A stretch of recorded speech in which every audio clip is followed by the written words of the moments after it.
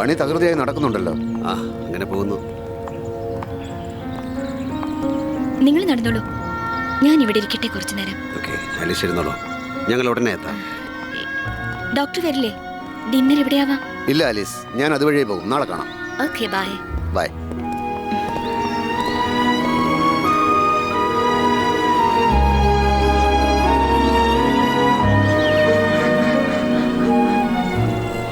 നിങ്ങളുടെ ഭാര്യ ഈയിടെയായി കൂടുതൽ അസ്വസ്ഥയാണെന്ന് തോന്നുന്നു. ഡോക്ടർക്കറിയാമല്ലോ, അമ്മ നമ്മുടെ നാട്ടുകാരിയാണെങ്കിലും ആലീസ് ഇപ്പോഴും അപ്പൻ്റെ ഇംഗ്ലീഷ് പ്രഭുത്വത്തിൻ്റെ നിഴലിലാണ്. അനുഭവിച്ച ദുരന്തങ്ങൾ ഉൾക്കൊള്ളാൻ അവളുടെ മനസ്സ് മടിക്കുന്നു. പറയാൻ ബുദ്ധിമുട്ടുണ്ട്, എന്നാലും നിങ്ങളുടെ കൂടെ ഒരു ചെറുപ്പക്കാരി ദിവസം മുഴുവൻ... യു മീൻ കാതറിൻ? നിങ്ങൾ ആ കുട്ടിയും തമ്മിൽ ബന്ധമൊന്നുമില്ലായിരിക്കാം, പക്ഷേ ആലീസ്, അവർക്ക് വേണ്ടി നിങ്ങൾ കുറേ കൂടി സമയം കണ്ടെത്തണം. ഡോക്ടർ പറയുന്നത് ശരിയാണ്. ആലീസിന് വേണ്ടി ഞാൻ കുറേ കൂടെ സമയം കണ്ടെത്താം. പക്ഷേ ഡോക്ടർ, കാതറിൻ്റെ കാര്യത്തിൽ എനിക്ക് ഒന്നും ചെയ്യാൻ കഴിയുമെന്ന് തോന്നുന്നില്ല. നിങ്ങൾക്കെന്താ ഒരു സെക്രട്ടറിയെ കണ്ടെത്തിക്കൂടെ? ഒരു പുരുഷൻ? ഏതെങ്കിലും ഒരു തന്നെ പിടിച്ചു നിർത്താനോ? പറ്റില്ല ഡോക്ടർ, അത് ശരിയാവില്ല. പക്ഷേ നിങ്ങളുടെ ഭാര്യയ്ക്ക് അവളെ കാണുന്നതേ സഹിക്കാൻ വയ്യെങ്കിൽ? സഹിച്ചേ പറ്റൂ. കാതറിന് പകരം മറ്റൊരാളെ നിർത്താൻ എനിക്ക് പറ്റില്ല. ആരെയും? ആൽബർട്ട്, ഞാനൊരു സ്വകാര്യം ചോദിക്കട്ടെ? പ്ലീസ്. നിങ്ങളുടെ ജീവിതത്തിൽ പല സ്ത്രീകളുമായും നിങ്ങൾക്ക് അടുപ്പമുള്ളതായി കേട്ടിട്ടുണ്ട്. കാതറീനും അക്കൂട്ടത്തിൽ ഒരാളാണോ? എൻ്റെ മനസ്സിൽ അങ്ങനെയാതൊന്നുമില്ല. പക്ഷേ അവളുടെ മനസ്സിലോ? അതത്ര മാന്യമായൊരു ചോദ്യമല്ലല്ലോ ഡോക്ടർ. നമ്മൾ സംസാരിക്കുന്നത് നിങ്ങളുടെ ഭാര്യയുടെ ആശങ്കയെ പറ്റിയാണ്. ഡോക്ടർ ഐസക്, ഞാനൊരു വിചിത്രമായ കഥ പറയട്ടെ? താങ്കൾക്ക് കേൾക്കാൻ താല്പര്യമുണ്ടെങ്കിൽ പറയൂ. വിചിത്രമായ കഥകൾ കേൾക്കാൻ എനിക്കിഷ്ടമാണ്. അലക്സിനെ അറിയാമല്ലോ? അറിയാം. എബ്രഹാം തോമസിൻ്റെ മകൻ. അതെ. ആ പയ്യൻ ഇവിടം വിട്ടു പോകണം, സ്വന്തമായ ഒരു സ്ഥാപനം തുടങ്ങണം, പിന്നെ എന്തൊക്കെയോ മനസ്സമ്മതം വാങ്ങലോ പെണ്ണ് കെട്ടലോ ഒക്കെ. ഈ ചെറുപ്പക്കാർക്ക് അങ്ങനെ ഒരു ചീത്ത സ്വഭാവമുണ്ട്, പെണ്ണ് കെട്ടണമെന്ന ആഗ്രഹം. ഒരു ദിവസം ഈ കാതറിൻ അലക്സിനോടൊപ്പം എൻ്റെ ഓഫീസിൽ വന്നു. ഞാൻ അതിനു മുമ്പ് അവളെ കണ്ടിട്ടില്ല. അവർ പരസ്പരം അനുരക്തരാണെന്ന് കണ്ടപ്പോൾ തന്നെ എനിക്ക് മനസ്സിലായി. പെട്ടെന്ന് എൻ്റെ മനസ്സിലൊരാശയം തോന്നി. അവളെ ഇവിടെ നിർത്താൻ കഴിഞ്ഞാൽ അലക്സ് ഇവിടം വിട്ടു പോകില്ല. That's A funny idea. ഞാൻ അവളോട് ചില കൊച്ചു വർത്തമാനങ്ങളൊക്കെ പറഞ്ഞു. അപ്പോഴെല്ലാം ഞാൻ എൻ്റെ ഉള്ളുകൊണ്ട് ഗാഢമായി ആഗ്രഹിക്കുകയായിരുന്നു, കാതറിൻ എൻ്റെ കൂടെ ജോലി ചെയ്യണമെന്ന്.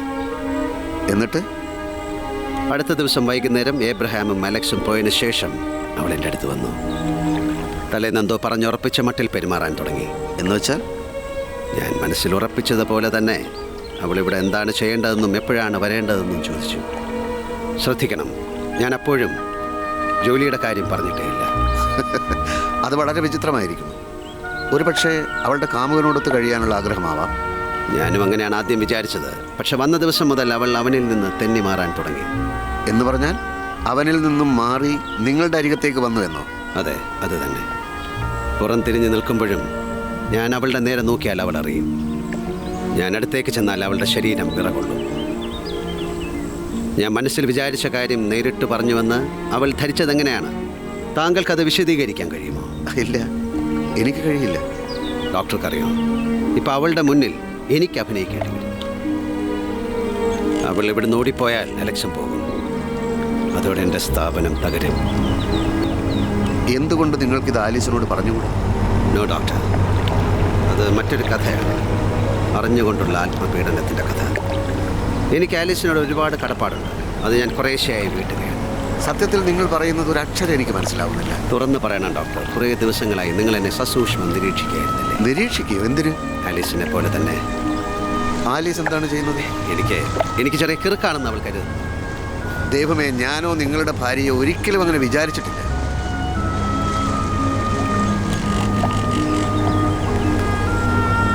ആൽബർട്ട്, നേരെ ഇരട്ടി. ശരി, നമുക്ക് നാളെ കാണാം. Okay, by.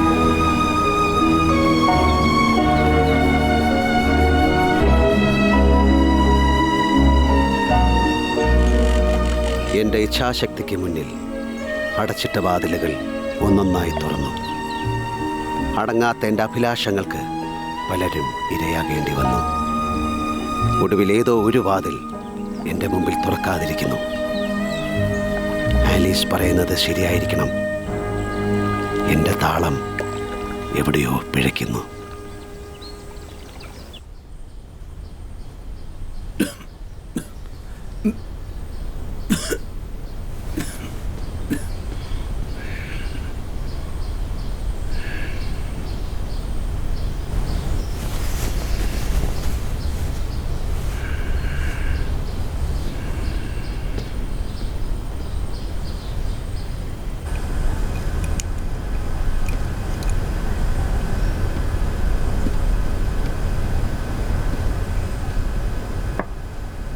പനി അല്പം കുറഞ്ഞിട്ടുണ്ട്. നാളെ തന്നെ ഡോക്ടറെ കാണിക്കണം.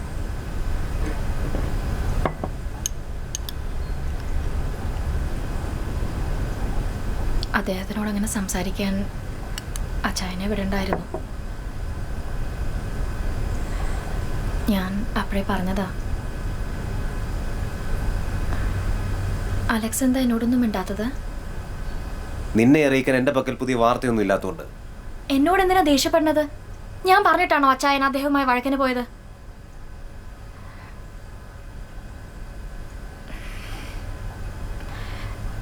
നമുക്ക് കുറച്ചും കൂടെ ക്ഷമിച്ചൂടെ? ഈ വർക്ക് പോണെങ്കിൽ പോട്ടെ, ഇനിയും അവസരങ്ങളൊക്കെ ഉണ്ടാവുമല്ലോ. ഓഹോ, ഞാൻ ഇനിയും വേണ്ട സ്ഥാപനത്തിൽ ഒരടിമയെ പോലെ കഴിഞ്ഞോളണമെന്നല്ലേ? വെറുതെ അല്ലല്ലോ, നല്ല ശമ്പളം തരുന്നില്ലേ?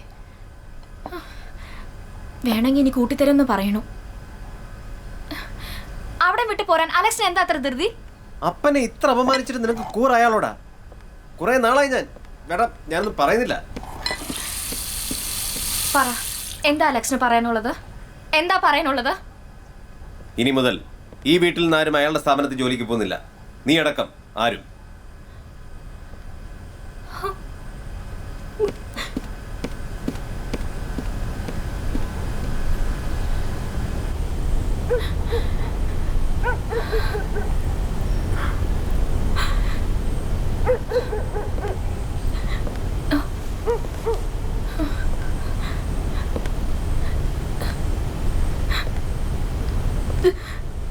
I'm sorry. നീ എന്നിൽ നകന്നു പോകുമ്പോൾ ഞാൻ വല്ലാതെ ഒറ്റപ്പെട്ടു പോകുന്ന പോലെ.